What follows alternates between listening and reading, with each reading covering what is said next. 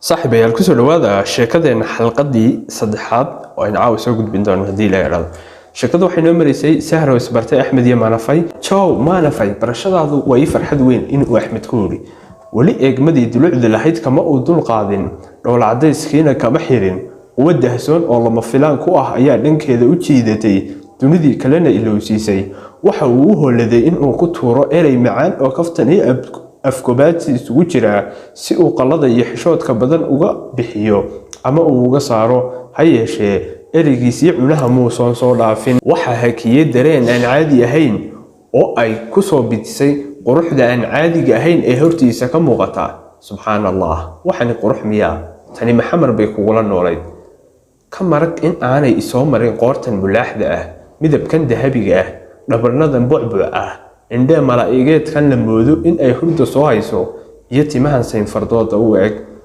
أو يجونا عند دران دركاه لكن سوق واحد مدا إن يقابن تحي بالمركة يستكتان سوون أحسن وجدونا سيدي لو بيجري بو بحي صامنا نقول إلا ومقلع عدك سهر أورنك يسبد حكله محلنا مستي ما نوشك يسيد ولا كعبي فينك وكل كويسي كدي مركي وجهيسا ka akhrisatay dareenka maskaxdiisa ku meehaabaya Axmedna intuu iskaartay oo iskaaray ayuu ugu jawaabay isagoo xabad sigaar ah diyaarsanaya si ay deganaanta ugu caawiso sheekay adiga marti lagu yahay cabaar la iska sheekaysay maanafay iska tagtay markay u adkaysan weydeen ninka hor fadhiya ee aan ka cirhabin eegmada dulucda leh inaha aan ka dulqaadayn jawigeeda farxadda lahaa buu ka jeeray xornimadii ay ku baashaalaysay ayuu ciriiri ka galiyay culays soo kordhay ayuu ku noqday intay saacada fiirisay bay iska kacday iyadoo cod firfircoonidii ka dhimatay ku leh abay sahra waan daahay waan sii hooyanayaa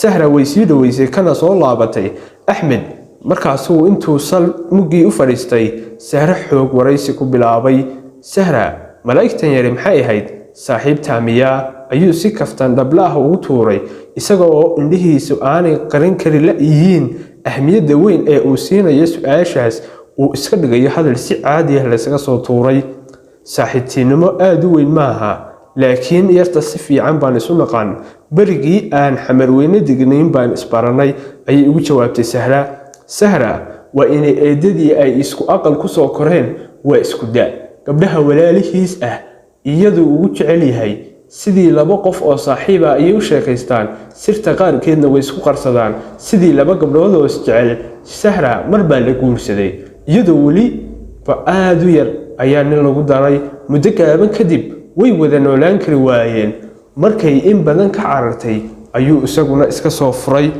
sidii ay ninkeeda u kala tageen gooni ahaan bay u deganeed arrimaha dhalinyarada khabiirad bay ku tahay laakiinse ma aha hablaha falfalxumada yaqaan waa shaqaale dawladeed sharafteedana way dhowrataa waxay leedahay saaxiib rasmi ah oo Axmed iyo cidda reerka oo dhan ay isku og yihiin arooskoodana dhagta loo taagayaa waa qof bulshaawiyada aad u maskax furan codkar ah la moodo in ay da'deeda ka waayo aragsan tahay Axmed wuxuu sahra ka codsaday inay rasmi ahaan isu barto isaga iyo maanafay haddii ay ahaan lahayd hal sano ka hor markii uu ka soo laabtay waxbarashadii uu 7 sano dibadda ugu maqnaa wuxuu halkaas ku go'aansan lahaa in uu maanafay guursado haddase go'aankaas ku degdegi maayo muddadii sanadka ahayd ee uu Muqdisho ka shaqaynayay waxa uu korortay waayo aragnimo weyn waxa isbedelay fikrado badan oo markii dibadda joogay uu ka qabay bulshada xagga dumarka xagga shaqada iyo guud ahaanba xiriirka dadka aad buu dheeraysan jiray dhamaadka waxbarashada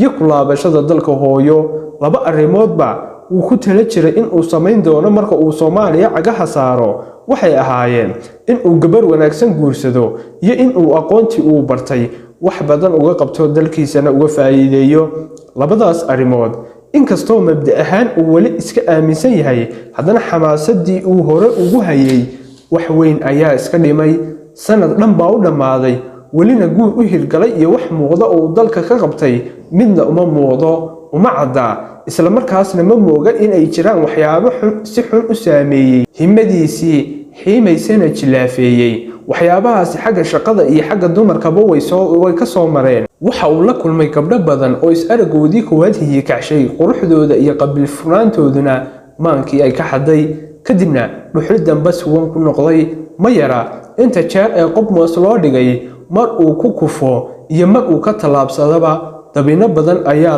lagu dagay. haddase waayo arag buu noqday. baryahan gabadhii cajabisa waxa uu kula dhaqmaa luqna boqo ugu joog luqna dagaal. hadday xumaato intaysan kumoodin kumood, intay kugu meelgaarin ku meelgaar. hadday fiicnaatana arrimo mustaqbal la indhe ciddu aad bay ula jeceshahay inuu guursado. aabbihii jaamac dhagay iyo hooyadii Cambaro Cali Dhoof labaduba way ku guubaabiyaan inuu guursado. Sahre Yuusuf qudheedu way kula talisaa kalena talisaa. aad bay ugu haweyn tahay in ay aragto guri walaalkeed leeyahay iyo caruur uu dhalay. weliba waxay si gaar ah u jeceshahay gabadha uu guursanayo inay noqoto mid iyada ay is yaqaaniin oo guriga cusub ku soo dhaweysa. sida awgeed ayay u riyaaqday markii uu yiri Maanafay Iskaayabar. waxay maskaxdeeda ku soo dhacday Axmed iyo Maanafay oo isguursaday. waxay ku riyootay guri walaalkeed oo ay marwo ka tahay gabadhaas quruxda badan, dabcigana wanaagsan, dugsiga sarena ka baxaysa. markii fikradaas ku soo dhacday ayay intay qosashay iyadoo aan fikirin Axmed cid macaan ugu jawaabtay, igu duub aniga, anaa ku baraya Maanafay. haddana durbaba way isqabatay. malaha waxbay go'atay. hal mar bay maskaxdeedu wareegtay. shaki aan caadi ahayn baa ku dhashay. nimanka waqtigan jooga lama aamini karo. walaalkaana ha ahaadee gabadhaas miskiinta ah haddaad u soo gacan geliso uu hadhow mustaqbalkeeda ku ciyaaro yaa mas-uulka ah. maya habarin. biyo intay kaa fog yihiin baa layska moosaa. haddii kale maad hadeerba runta wejiga ka saarti hadduuba ku hor fadhiyaaye. dhagayso Axmed ayay codkeedii hore ka bedelan ku tiri iyadoo weli fikiraysa wejigiisana fiirinaysa. intuu sidii nin dareen galay u soo egay buu ku yiri haye walaal, horta hawshii aad ii xil saartay waan ku talaabsan doonaa kowdhe, laakiinse hal shardi baa ku xiran. muxuu yahay shardiga? kolayba shardi kasta waan kuu oofine. waxa weeye in aad ii sheegtay xiriirka aad gabadhaas ka rabtaa nooca uu yahay. ma guurba mise waa gaabsi? meel xun bay igaga taabatay. guur iyo gaabsi waxayba u hadlaysaa sidii dadkii hore. guur iyo gaabsi midna kama fikirin. quruxdeeda unbay jiidatay sida aan filaayo. oo horta maxaan ka rabaa? garan maayo. kaliya waxaan garanayaa inaan rabo. horta bala soo xirogeli kadib xiriirkeedu dhankii uu doonaba ha u jihaystee. ka soo qaad haddii ay isagoon weli u jawaabin maskaxdiisuna fikirkaas ku maqan tahay ayay su'aal kale uga naxisay. hadal hadde maxaad la aamustay? jawaab baa lagaa sugayaaye. adigu xujadaas naga dhaafo. qofta Iskaayabar ayuu ugu jawaabay. markii aan iskiin baro haddii aad beri maalin gabadhaas islaameed ku ciyaartid dembigaas too aniga korkayga maaha. see ugu ciyaaraa? ma kubad baa? maye waa shabaq. kuwa intaad beenbeen ku indhasarcaadisaan markii aad baabi'isaan godkana aad gelisaan cidla aad uga dhaqaaqaysaan maxay yihiin? ma kubad baa mise waa kolay? Sahra ayaa kula dooday codkeedii hore mid ka dheer kana kulul. kulli fidna waa iyaga. imise nin bay intay kabihii kala baxeen isagoo cagcadgagi bannaan soo taageen ugana dhaqaaqeen. abow raalli ahow, taasi idiinma noqon karto istifaac aad uga marmarsootaan dembiga aad hablaha ka gashaan. abaaye runta haddaad rabtid iyo haddaadan rabinba hablaha hadda jooga iyagaa maafiyana ninkii wax ku darsanaya waa qasab inuu kula dhaqmo murtida ah. masku intuusan ku candhoofin ku candhoof. waan ka xumahay. meel baad uga dhacaysaa gabdhaha. ma filaya inaan sheegay waxaan jirin. haddaadse ka xumaatay iga raalli ahow. xataa haddii ay jiraan kuwa aad tilmaamaysid waxa ay samaynayaanna aragtay, laakiin marna maysi weydiisay waxa ku kalifay cidda eedda iska leh. adiguba ii sheeg haddii aad og tahay. rag baa ku kalifay, qaabkaasna u carbiyey, ama duruuf baa ku kaliftay haddii dhinac kale laga eego. Sahra waqtigaagii baa la gaaray. aad ina rag oo idin maxkamadda militariga soo taagi jirtay ayuu ku yiri Axmed isagoo dhoola cadeynaya iskuna dayay inuu hadalka majarihiisii kaftanka ahaa ku soo celiyo si ay dood u qabowdo dantiisana ugu soo dhawaado. Sahrase weli kaftan uma diyaar ahayn iyadoo sideedii iyo si ka darana ayay ugu jawaabtay oo ku tiri diid ama hadiidin. raggiina maanta jooga eedaysanayaal baatiin mara idin cafinno dambiyada aad naga gasheen. bal ilaah baan kugu dhaashay yaa xaq inay siiyay inaad gabadha marka horena jidka xun idinku u horseedaan marka dambena wixii aad barteen ama ku kalifteen ku caydaan kuna nacdaan yaa inay baneeyay falka xun in aydan idinku ka xishoon ee waliba ku faantaan annagana noo horkacdaan markaan idinku raacnana nagu dhaleecasaan biyaanay taasi ahayn badownimo in aad ka xishootaan ummadda haddii nin waliba halka uu joogo hablo lagu weeraro xagee ayay ku baxsanayaan walaashiis gabadhiisa iyo xaaskiisu ma waxay noqonayaan malaa'ig kali ahaantood ka xijaaban isha aadanaha sidee kugu soo toobaysaa in aad habeen kasta gabar cusub la tumato haddana tiraahdid ma guursanayo gabar aan bikra ahayn intuu indhihii ku soo cadaynaysay kuwa ka cadcad ku horgeeyey ayuu ku yiri miyaad isyeelaysaa Sahra sidee u guursanayaa qof soo gubatay oo rag hore la soo tuman jirtay bal eeg hadda waa kaas aqligeenu waa aqligii qarnigii labaad sidee iyadu u guursanaysaa adigoo naaga hore la soo tuman jiray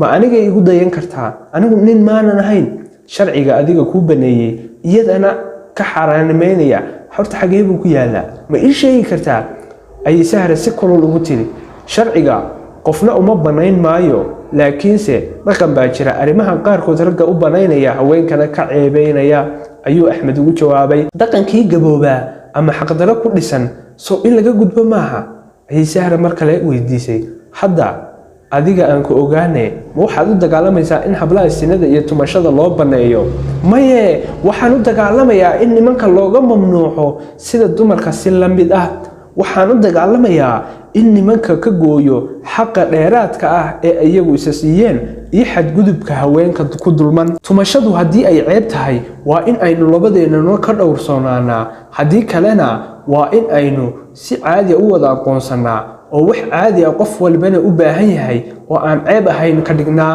haddaad si aaminsan tahay gabar soo tumatay guur kuma habboona maad gabdhaha islaameed nabadgelisid yaad ku halaynaysaa in ay guursadaan kuwaad adigu la soo tumatay mise ulakacbaad mustaqbalkooda uga madoobeynaysaa kaba dhig in aan anigu dhankaas horseed uga ahay beenta iyo axdi la'aanta yaa horseed u ah yaa kale idin kale intuu qoslay ayuu sidii nin dooda ka baxsanaya si kaftan ah ugu yiri kaalay adiga yaa ku doortay inaad noqotid qareenka u dooda xaawalayda oo dhan anigu waan xanaaqaa marka aad hablaha wada dhaleecaysid ma diidana inay jiraan qaar badan oo wanaagsan adiguna hadiidin in ay jiraan rag badan oo wanaagsan oo gabdhahooda daacad u ah ayuu ugu jawaabay Axmed waxay tiri waa laga yaabaa haddaba kuwaasaan ka mid ahay ee iskaayo bar saaxiibta maanafay ayuu ugu jawaabay mar la dambe iga ballanqaad in aad ka dhiganayso mataantaadii mustaqbalka waxa uu ku yiri haye waan ka ballanqaaday haddii aysan ku dhicin imtixaankayga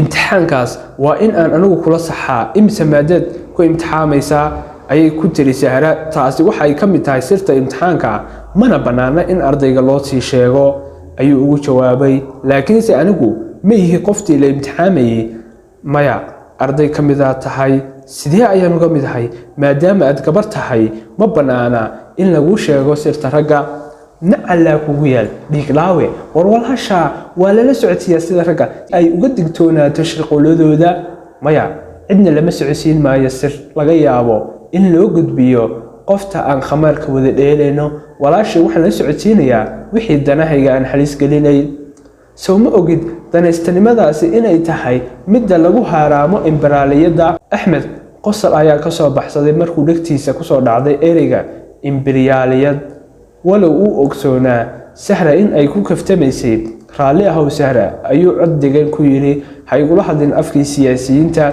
waxaan kugu ogahay inaad aqoon siyaasadeed leedahay laakiin si hanaga fogeyn arinta aynu ka hadlayno hay ilowsiin maanafay caawa iyadoo un baa ay darane fadlan igu gacansi sidaan u heli lahaa kadibna danaysta iyo imbariyaaliste waxa doontid igu magacaw intay qosol yar ku dhufatay bay kaftankeedii sii wadatay iyadoo dib u soo ceshatay codkeedii raxmadda lahaa laakiin walaale diyaar uma yihiin inaan noqdo dabadheefka imbariyalistuhu u adeegsado dibindaabiyeenta diidiyowga Axmed qosolkii iyo kaftankii la darandoorinayay ayaa haddana waxa uu yiri adigu laakiin intaad imbariyalistaha iga dhigayso maad iga dhigtay shacbi xaquuq ka maqan u halgamaya waajibkuna yahay in la taageero loo fidiyo biyaanan xaq u lahayn in aan halgamo sidii aan u heli lahaa jeexayga maqan macaanteeda daxsoon gaclisadeeda nolosha ila wadaagi lahayd gacanna aan iigu jirin haa hadda ayaad quban tahay